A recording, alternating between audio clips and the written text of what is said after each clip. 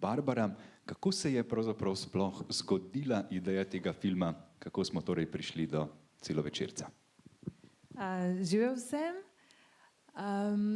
Pred 12 leti sem prebrala en članek, v katerem je bila opisana borba otrok iz enega bosanskega mesta Travnika in naslov članka je bil: nič ne moremo narediti, to, da ti otroci niso mislili tako, in potem sem rekla, to je dobra zgodba za film.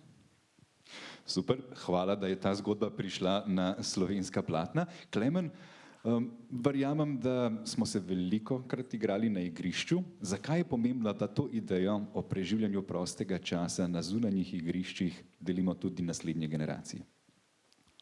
Ja, danes živimo v svetu, ki je zelo digitalen. Šli smo na majhne ekrane na telefonih in na računalnikih in se mi je nekako zazdelo, ko sem prebral scenarij, da imamo opravka z eno lokalno zgodbo, ki ima pa univerzalen, vsesplošen okvir. In sicer povabilo, da gremo stran od ekranov, da se igramo zunaj z resničnimi prijatelji v tako imenovanem analognem svetu, da nabiramo izkušnje, ljubezni, poškodbe, buške, in da je vse to lepo in da je treba to ohranjati in spodbujati predvsem otroke, da bojo živeli zunaj in si ustvarjali resnična prijateljstva, taka na igrišču. Ki niso samo na telefonu. Tako. Imate že kakšno vprašanje? To seveda takole naredite, da dvignite roko, potem pa počakate, da vam prinesemo tudi mikrofon. Je kakšno vprašanje? Aha, tamle imamo.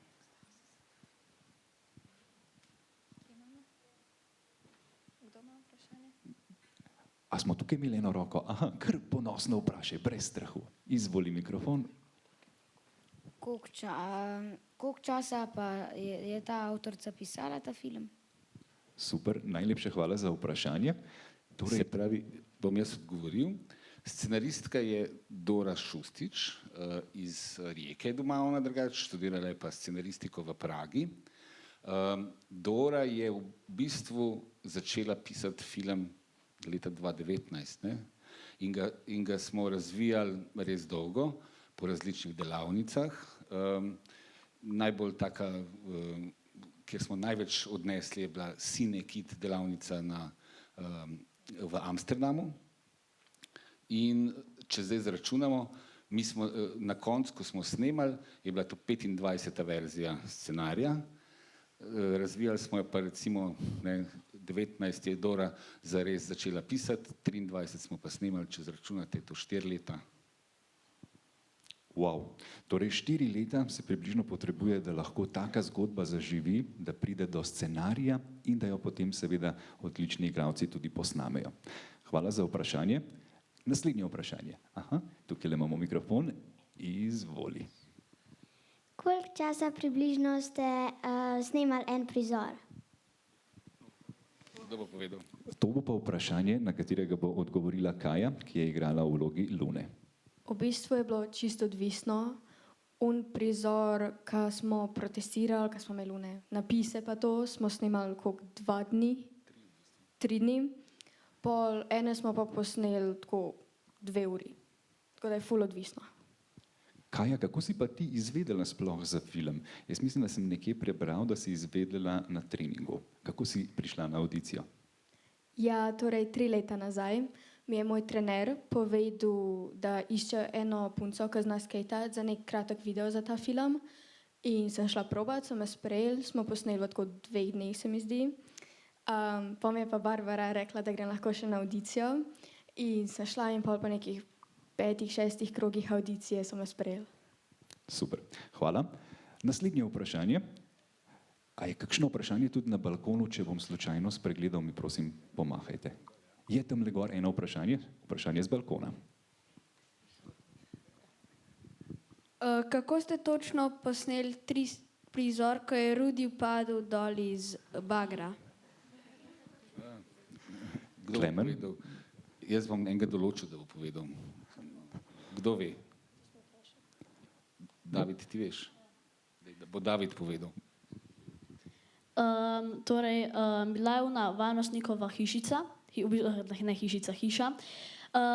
In v bistvu tam zraven smo postavili bager in na tisto hišo, v bistvu na streho smo dali kot jogi in potem se je vse čas metu na te jogije, dokler Juri je, dokler ni pač bil tek pravilen. Odlično si to povzel, bravo. Še kakšno vprašanje oziroma kar naslednje vprašanje? Je še kakšno? Aha, tamle zadaj imamo še eno. Super. Sploh ni problema, lahko tudi. Aha, hvala. Mene pa zanima, kako je režiser v bistvu uspel ustvariti, ker predvidevam, da se otroci niso poznali prej, ne? Imajo pa tak občutek neke skupnosti in druščine. Kako se to ustvari na filmu? Kako smo to ustvarjali? Z otroci mi smo začeli otroke zbirati približno 1 leto, preden smo film snemali. Pol leta pred snemanjem filma sem se odločil, smo odločili, kdo je zasedba. Se pravi, zasedba pomeni, da smo se odločili, da bo točno teh 5 otrok igralo teh 5 vlog. In od takrat naprej smo se do snemanja, se pravi pol leta, vsak teden, vsaj enkrat, na koncu pa tudi 3-krat ali pa 4-krat na teden srečevali, po uro pa pol, 2 ure, 3 ure. In en velik del tega, ko smo se recimo pripravljali, kako izgleda filmski prizor, kako se je naučiti dialog iz filma, se pravi stavke pa besede, ki jih bo treba povedati, da smo se pogovarjali o tem, kaj film sploh je, so imeli ogromno tega prostega časa in smo tam na Viba filmu, ki je ena taka velika hiša to, ima ogromno hodnikov, so se oni med sabo, to so največ delali, v pavzah, ki so na koncu ratovale kar dolge, lovili, skrivali, bežali pred varnostnikom in ko so to delali, so ratali ena taka klapa in so danes eni veliki prijatelji. Hvala, Klemen.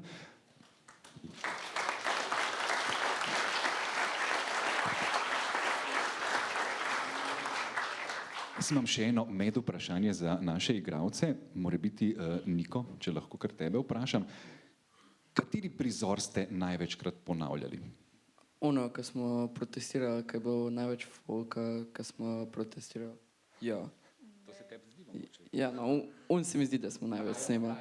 Aha, še vprašanje za Almo, Kajo Zabret. Kateri prizor ste največkrat ponovili? Ja, meni se zdi, da kakšen v zaklonišču, recimo tam, kaj jaz pa Rudi tiste transparente, tisti načrt obešava, tisto smo zelo dolgo snemali.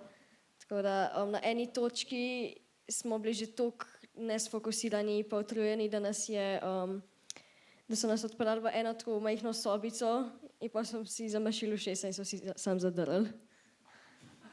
Odlična taktika. Kaja, še eno vprašanje zate. In sicer, ob katerem prizoru ste se pa najbolj nasmejali? Je bil kakšen tak prizor, kjer ste se toliko režali, da je Klemen mogoče rekel, dajmo to na jutri prestaviti? Ja, največ smo se smejali tam pri ta zadnjem protestu, ker je Niko, pač drli smo se igrišča ne damo in je on vmes po nesreči začel bagri morja stran govoriti in se je hitro popravil in pol smo vsi sam pač se začeli smejati na polno. Tako da, to je bilo po mojem to. Super, hvala za to anekdoto. Še Marko. Marko, kako se je bilo znajti v vlogi tega očeta, nekako kontrolirati svojo hči, imeti kup mladih nadebudnih igralcev, si opravljal v bistvu tudi majčkene mentorske vloge? Ko je bilo potrebno, čeprav so za to poskrbeli tudi še drugi na setu, to vlogo je bilo zelo zanimivo vaditi in potem tudi igrati, ker na vajah smo sproti ugotovili, recimo Kaja, s katero sem imel pač največ, je rekla za kakšno stvar, ne, starši ne bi nikoli izgovorili tega stavka na tak in tak način in smo potem te stvari prilagodili, poiskali najboljšo verzijo. govorjeno. Potem, ko smo snemali, smo seveda tega očeta, ki je zelo zaposlen, razpet med družinskimi obveznostmi, in to vsi starši, ki ste danes tu v dvorani, tudi dobro poznate, ne? Med skrbjo za svoje otroke in pa službenimi obveznostmi. Tu pri tem filmu je še ta nesreča, da se Almin oče ukvarja z graditvijo tega parkirišča, ne, ki je velik problem za otroke. In kar mi je bila zanimiva naloga, ki jo je Klemen dal temu očetu, oziroma napisano tudi že v samem scenariju, pa je potem to spodbujal, ta zaposlenost in v bistvu, da nima sploh časa se včasih odzvati na to, kar si Alma želi, da bi prisluhnil, da bi odgovoril na kakšno stvar, ker je on ali na telefonu, ali ker se mu kam mudi in sproti upravlja s to stvari, medtem ko se z njo pogovarja. Hvala, Marko. Še kakšno vprašanje? Prepričan sem, da bo kmalu videl kakšno roko v zraku. Aha, tamle, še eno vprašanje. Bom kar jaz podal mikrofon. Izvoli. Kje ste dobili un telefon? Nokia.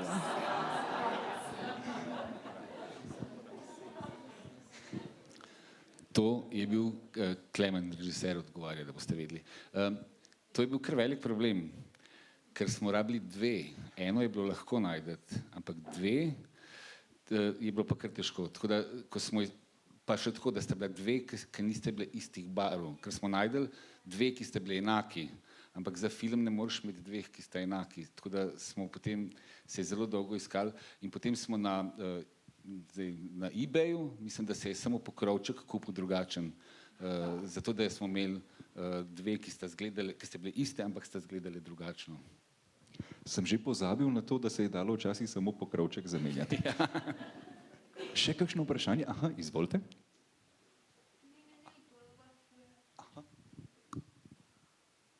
Jaz bi pa samo želela vprašati, se pravi, kako so se otroci mogli naučiti v bistvu tehniko, ali so to že prej vedeli, glede skejtanja, za rolkanje? Ste že vsi prej znali, ali ste se mogli kaj naučiti? Bo Kaja Šuštar odgovorila tole. Torej jaz, Kaja, Juri pa Niko smo znali že prej skejtati.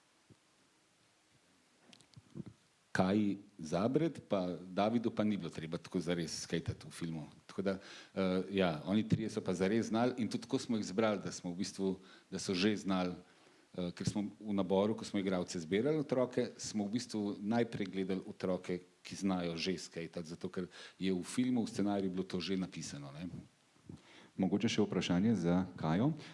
Je Klemen večkrat za Kajo Šuštar, je Klemen večkrat rekel, nehite že skejtati, snemali bomo, ali je rekel, dajte še malo poskejtati, da vidim, kako bi lahko to vključili v film? Definitivno, da moramo nehati skejtati. Se mi je zdelo, ampak sem raje preveril. Imamo še eno vprašanje?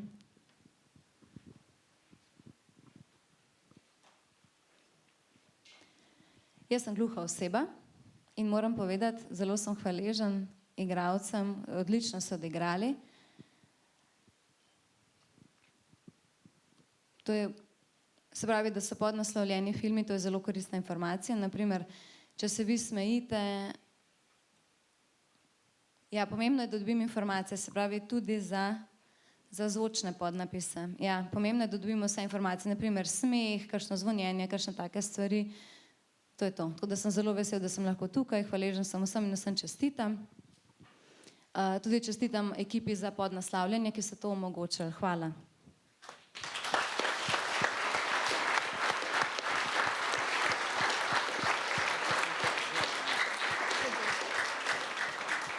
In ob tej priložnosti tudi velika zahvala Nataliji Bukovec, ki danes skrbi za tolmačenje v slovenski znakovni jezik.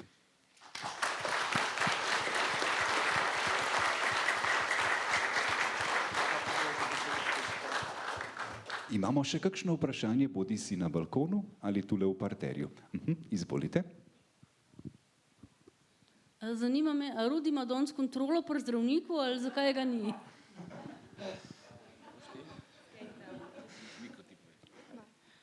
Juri je zdaj zaseden, ker skejta v Tivoliju, se bom jaz še tudi pol tja, tako da.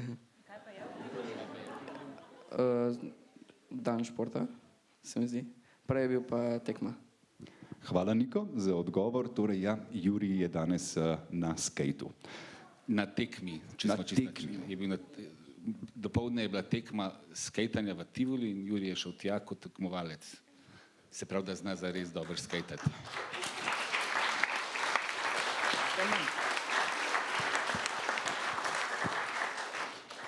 Naslednje vprašanje. Aha, samo sekunda. Aha. Super. Še kakšno vprašanje iz... Aha, tamle imamo. Izvoli, dobiš mikrofon čez sekundo. Koliko ste bili stari, ko ste začeli snemati? Jaz sem bila stara 14, pol Kaja Šuštar je bila stara 13, Niko je bil tudi star 13, Jurij je bil star 14, David pa 10, 11. Kaj pa Manca? Manca pa mislim, da je bila stara 6, ko je snemala. 4. Manca je sestra od Marka, ne, v filmu, ta najmanjša, ona, ki se pobarva. Jaz sem bil pa 48. Hvala, Marko. Še eno vprašanje? Aha, tukaj le. Pričakujemo kakšno nastavitev, nadaljevanje?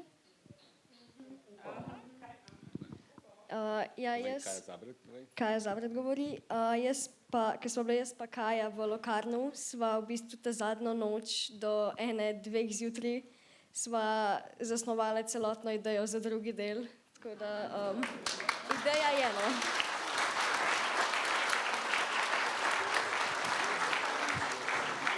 Hvala, Kaja. Hvala za vprašanje. Naslednje vprašanje.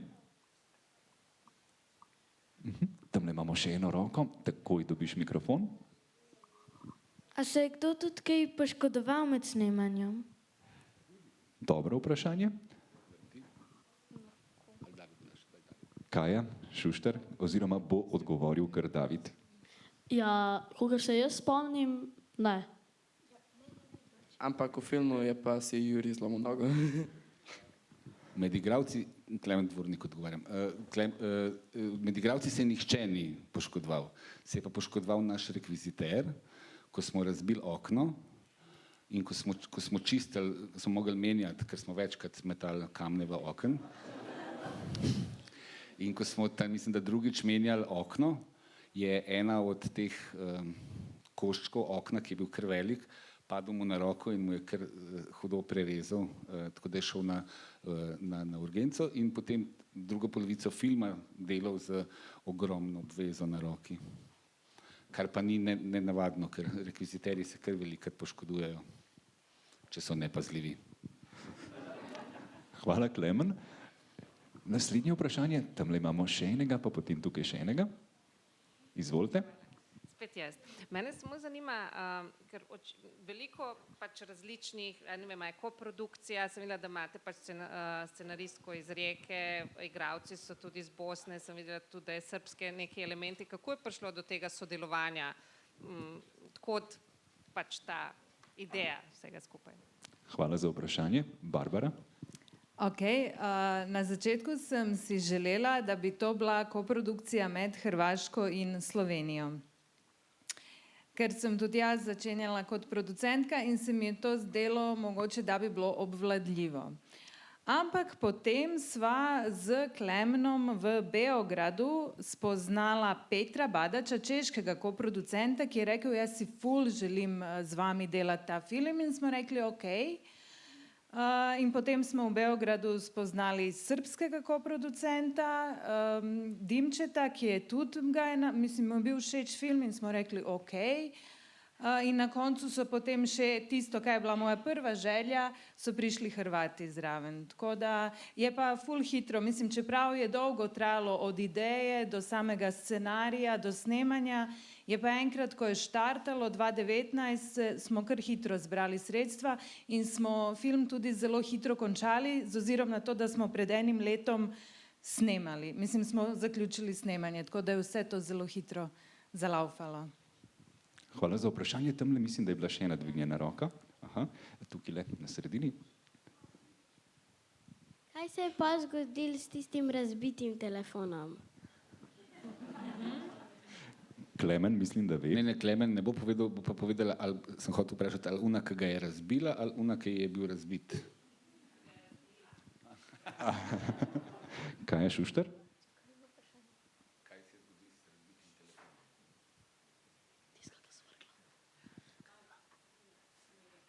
Ja, ok. Ja, drugače ni bil razbit. Mislim, da je bilo prvo samo ozadje, pol so pa dal kako se reče po slovensko, pač protektor screen. Pač screen protector. Ne vem, kako se reče v slovenščini. In pol so ga samo tako...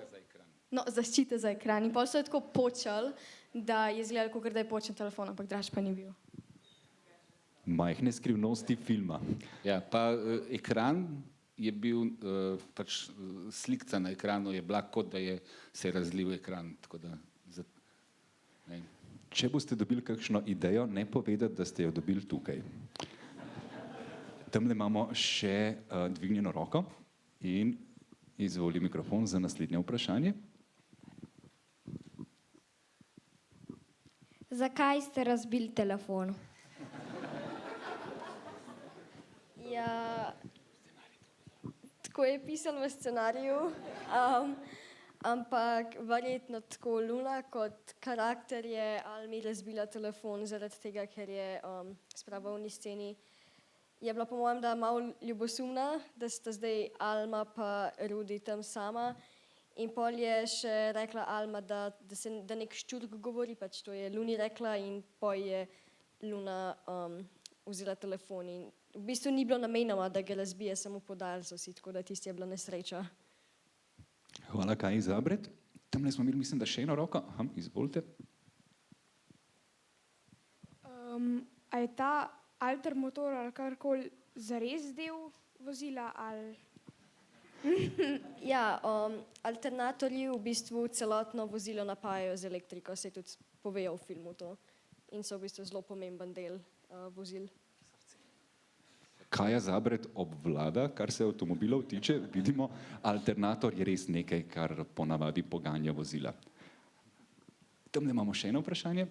Samo da mikrofon prinesemo tamle na sredini. Takole. Hvala, ni vprašanje.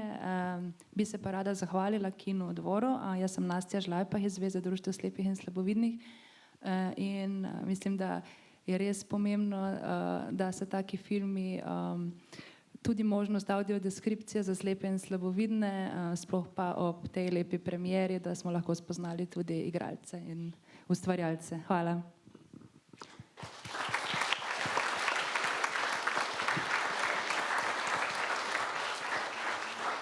Ja, lepo pozdravljeni. Še jaz bom nadaljeval, kar je Nastja načela.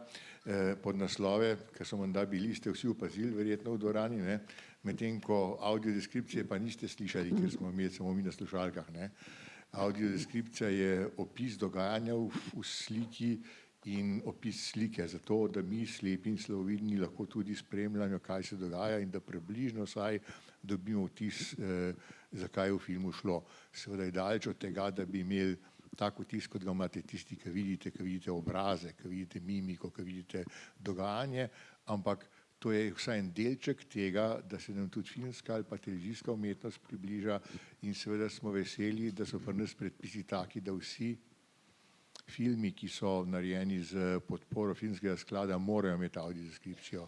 Še bolj bi pa veseli, če bi tudi vsi drugi filmi ali pa saj mnogo več filmov in televizijskih oddaj bilo opremljenih z audiodeskripcijo, zato da bi jim lahko sledili in da bi tudi mi lahko uživali v tem delu umetnosti.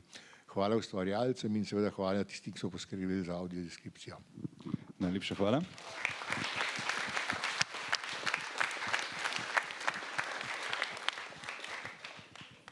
Jaz imam pa samo še eno kratko vprašanje glede slepih obiskovalcev. Kako se v bistvu opiše? A je to kot knjiga? Kako izgleda ta audiodeskripcija? če lahko malo poveste, kakšen je to primer. A je v bistvu, se prebirajo podnapisi oziroma tisto, kar se dogaja, ali je zraven še ne vem, kakšna je svetloba, se pravi, če lahko to nekdo razloži še gluhim. Hvala lepa, bom jaz opisal, ker se dolgo s tem ukvarjal. Zdaj obstojata dva različna načina audiodeskripcije. Kadar gre za slovenske filme, je treba samo opisati dogajanje in kaj kamera kaže. Pri tem je seveda treba včasih opisati tudi kakšen izraz na obrazu, ne? Miglaj z očmi, gesto ali karkoli takega, predvsem pa samo dogajanje. Zdaj, ker je v filmu vedno seveda tudi dialog, je mojstrstvo audiodeskripcije ravno v tem, da avtor zna s čim manj besedami čim bolj bistvene podatke sporočiti tudi nam, ki ne vidimo. Ne? Druga zgodba so tuji filmi. Tuji filmi imajo seveda dialog, ki je ponavadi preveden v podnaslovih in pravilo nasplošno je tako, zdaj ne vem, če se že kaj spremenilo, ne? Da recimo en glas, naprimer moški, bere podnaslove, se pravi dialog, drugi glas, recimo ženski, pa opisuje dogajanje v samem kadru, sekvenci in tako naprej. Ne? Lahko je pa tudi seveda obrnjeno. Zakaj mora biti to dva glasova? Zato, da se takoj loči, kdaj gre za dialog in kdaj gre za opis. Mi smo organizirali precej let tega tudi enega največjih mojstrov audiodeskripcije, da je prišel za en teden v Ljubljano Joel Snyder iz ZDA. Zanimivo je, da recimo on bil avtor audiodeskripcije tudi za obiskovalce Bele hiše, kajti audiodeskripcija lahko tudi je primerna tudi za muzeje, za galerije, ne? Se pravi, da je res vrhunski avtor. In ta je vzgojil takrat kar precej ustvarjalcev audiodeskripcije. Potem je pa rekel, da bi še kdaj prišel, ampak doslej ga še nismo povabili. Jaz upam, da se bodo našla kakšna sredstva za to, ker najbrž je v teh 10 letih, kar je bil tukaj, se že marsikaj tudi na tem področju spremenilo, ker vemo, da se stvari hitro razvijajo in nadgrajujejo. Upam, da sem pojasnil, če ne, pa še kar kaj vprašajte. Najlepša hvala. In še zadnje vprašanje, če vas še kaj zanima. Aha, joj, koliko rok. Tukaj le bomo kar predali. A ste bili kdaj nezadovoljni s svojimi frizurami, ki so vam jih naredili? Bravo. Ja, jaz, Kaja Zabrec, je meni že kostumi niso bili preveč všeč, pa ker je čist drugačen stil, kot ga imam jaz. Ni bilo toliko prevelikih stvari, vse je bilo bolj tako tesno. Pol tako frizura mi je bilo tudi malo bedno, ker sem imela pač podobno kot zdaj, pa sem jo pač čist na gobo postrigali. Še kdo? Ja, David Trontelj govori. Ja, jaz imam glede frizure kar veliko minusov, pač res me moti. Tako frizuro, kakor ima Jaka, je obup. Zakaj? Ja, ker... So te skozi fenirali? Ja, pa jaz sem mogel imeti ves čas te neke, kot špange bi lahko temu rekli. In ja. Ja. Si imel mogoče tudi ti, Niko, kakšno tako izkušnjo, kar se frizure tiče? Med filmom mi je bila frizura v redu, pa ko je bilo konc filma, sem se šel postriči.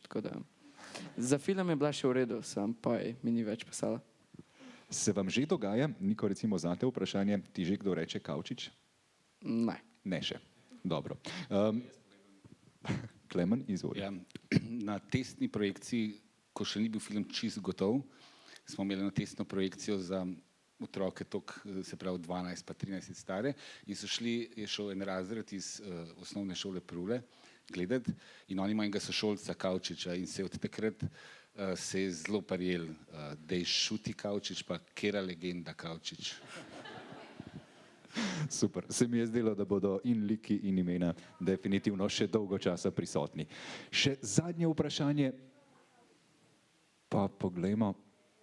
Takole, mislim, da se lahko... Aha, tamle ga imamo, izvolite. Najprej čestitam. Me pa zanima, imam vprašanje za igralce, kako vi doživljate to, rečemo, ekološko ali pa politično sporočilo filma in ali bi vi osebno protestirali za svoje igrišče? Hvala za vprašanje. Mora biti kar Alma, oziroma Alma Kaja. Ja, jaz definitivno bi protestirala, ker se mi zdi, da človeštvo čist preveč posega v to neko naravno okolje in tako živali nimajo več kje bivati, ker je vsaka zelena površina, ima zdaj ali neko stavbo ali neko luč in pol tukaj pride problem tudi svetlobno onesnaženje, zvočno onesnaženje, zemlja je čisto onesnažena in če ne bomo ukrepali, tudi veliko je v tem filmu ta slogan Ni planeta B, kar je res, je veliko potencialno v redu planetov, da bi lahko pač človek živel gor, ampak to je samo teorija, pa tudi to so toliko daleč stran, da recimo 500 svetlobnih let, tako da planeta B res ni. Bravo, Kaja.